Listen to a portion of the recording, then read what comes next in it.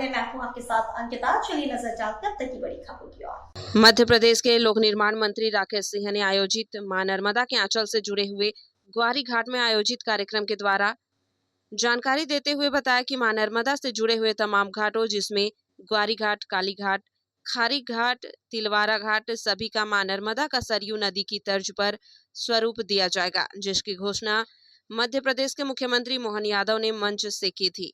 नर्मदा नदी के घाटी का स्वरूप बदलने की इस मुहिम का पूरा कार्य हो चुका है। इस कार्य के अंतिम चरण का जो थोड़ा कार्य बचा है उसे भी जल्द ही पूरा कर लिया जाएगा। लोक निर्माण मंत्री राकेश सिंह कि मां नर्मदा जी के पवित्र तट जबलपुर में ग्वारी घाट, खारी घाट और इससे जुड़े हुए भटौली और तिलवारा घाट, इन सभी को सरयू की तर्ज पर विकसित करने की दिशा में हम आगे बढ़ेंगे। ये हमारी घोषणा भी थी। माननीय मुख्यमंत्री जी ने इसको लेकर मंच से बाकायदा घोषणा भी की थी और उस दिशा में तेज़ी के साथ में काम चल रहा है। Madhya Pradesh road development corporation उसमें एजेंसी है और उसके एमडी जो एक वरिष्ठ आईएएस अधिकारी हैं श्री भरत यादव जी, वो भी आज यहाँ पर हैं और उसके डीपीआर के स्तर पर अभी काफ़ी हद तक काम हो चुका है, लेकिन अंतिम स्वरूप आना बाकी है। और उसी दृष्टि से एमपीआरडीसी, पीडब्ल्यूडी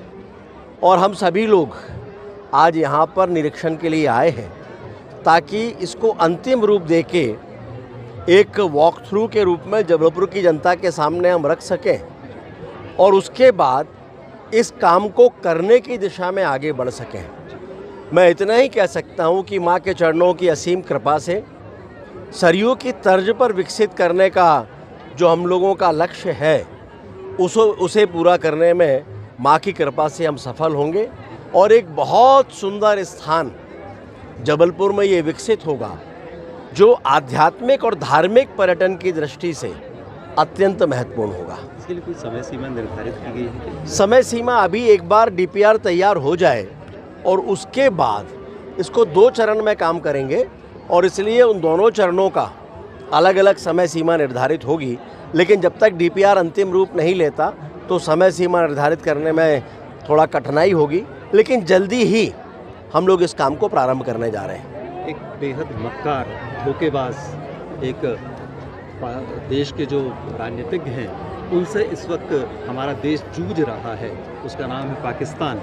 लगातार वो तमाम वायलेशन कर रहा है, सीज़ फायर का भी वायलेशन किया है। ऐसे में क्या परिस्थितियां बन रही हैं और किस तरह से अब उस हमें गर्व है हमारी सेना के वीर जवानों पर, हमें गर्व है हमारे नेतृत्व पर।